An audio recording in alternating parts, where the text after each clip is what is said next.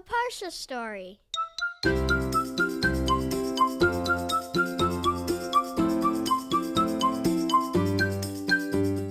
Welcome to Parsha House.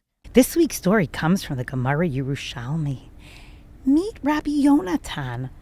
Rabbi Yonatan was a judge, a dayan in his city, and he had a beit din, a court, that met in his house. He had a Roman neighbor who lived right next door to him. House, field, really next door neighbors.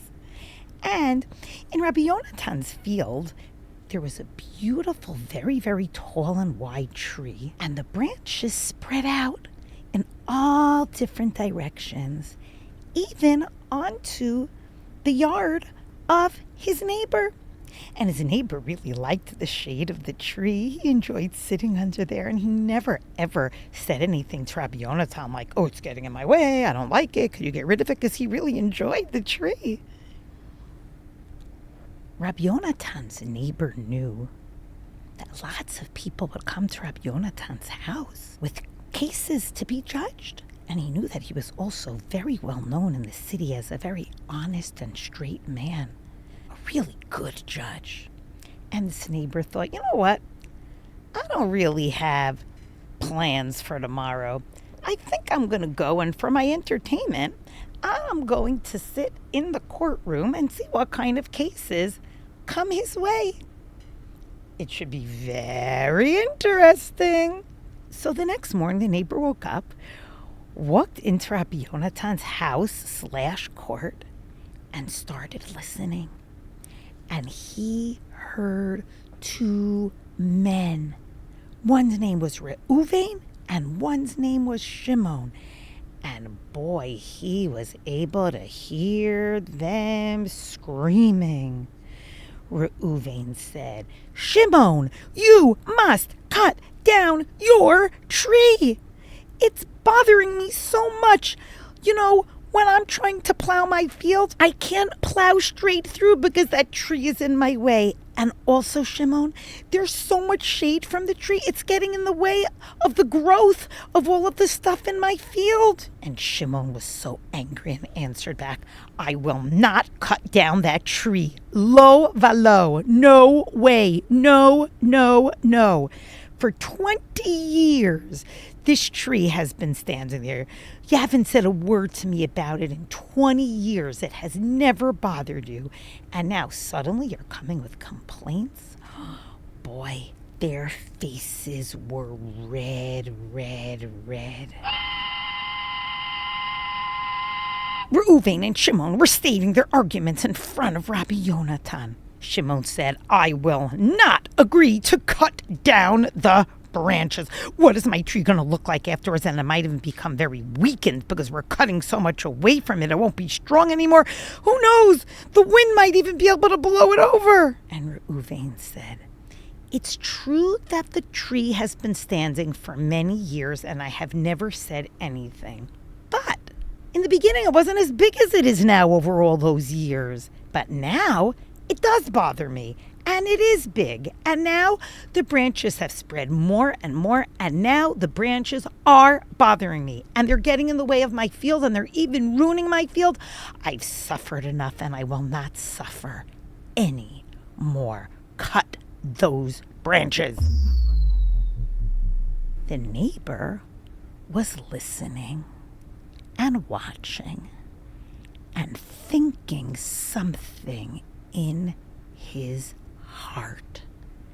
He was thinking, even though I never complained to Rabbi Yonatan about his tree, and I really benefit from his tree and like it, I wonder what he's going to tell Reuvain and Shimon. Let me keep listening. I'm eager to hear. Rabbi Yonatan listened patiently to Reuvain and his argument, and Shimon and his argument. And when they were each done stating their side, Rabbi Yonatan said, okay, please go home now and come back tomorrow morning Tomorrow morning I will let you know the judgment, the psak din. And so Reuvain went home to his house and went to sleep, and Shimon went home to his house and went to sleep. And Rabbi Yonatan's neighbor was thinking, I bet I know why. I bet that because he saw me sitting here in the court today, he remembered that he also has a tree that leans into my yard. And I bet that he doesn't want to cut his tree. And I bet that he knew that if he would have told Shimon that he needed to cut down his tree, I'd be sitting right here and he'd have to go cut his tree down too. You see, the neighbor didn't realize just what a big tzaddik Rabbi Yonatan was. Well, the neighbor thought, tomorrow morning I'm going to wake up and I'm going to come right back here. And if I hear Rabbi Yonatan tell Shimon to cut the branches off of his tree, I'm going to embarrass Rabbi Yonatan in front of all the people in this court. And I'm going to say, what? How can a person tell other people to do something when they don't even do it themselves? And then, you know what I think I'm going to do? I think I'm going to go and cut branches from his tree myself. And let's see if he'll have the guts to say anything to me then. He. And the neighbor went home, didn't tell anybody else his plan. He kept it in his own heart. Meanwhile, Rabbi Yonatan called a carpenter right away and said, I'd like to pay you to please go out into my field and cut the branches off of my tree that are leaning into my neighbor's yard. And the carpenter did just that. He took an axe and some clippers and got rid of those branches. The next morning, Reuvain came to the court, and Shimon came to the court, and Rabbi Yonatan's neighbor was there too, bright and early. He walked straight from his house to Rabbi Yonatan's house without looking too carefully at the tree situation. And so he sat quietly and waited to hear what Rabbi Yonatan was going to say. Rabbi Yonatan looked at Shimon and said, Shimon, you are required to go and trim the branches that are leaning over into your friend's field and bothering him. Please go and cut them. The second the words came out of Rabbi Yonatan's mouth, the next door neighbor jumps up and said, Rabbi Yonatan, and what about your tree? What about your tree that's leaning into my field? That really wasn't very nice, right? He liked the tree that was leaning into his field. What about that tree? Why don't you cut it?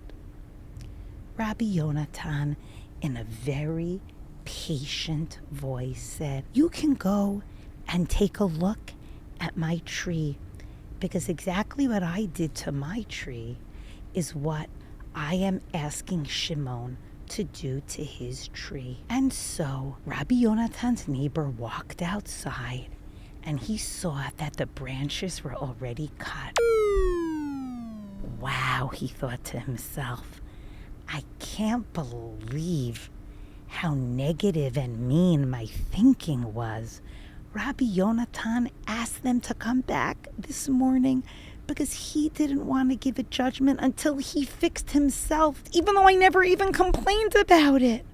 Wow, I'm so embarrassed that I even thought badly about him. And the neighbor said, Baruch Hashem, how blessed is Hashem that teaches about the importance of proper judgments. And from then on, the neighbor treated Rabbi Yonatan with so much respect. Shimon cut down the branches that were bothering Reuvain, and the tree saga had ended. In this week's Parashat Shoftim, Moshe is continuing his speech to the Bnei Israel, before they enter Israel, since he's not entering with them, and he's reminding them, reviewing with them, and teaching them how they should live when they're there.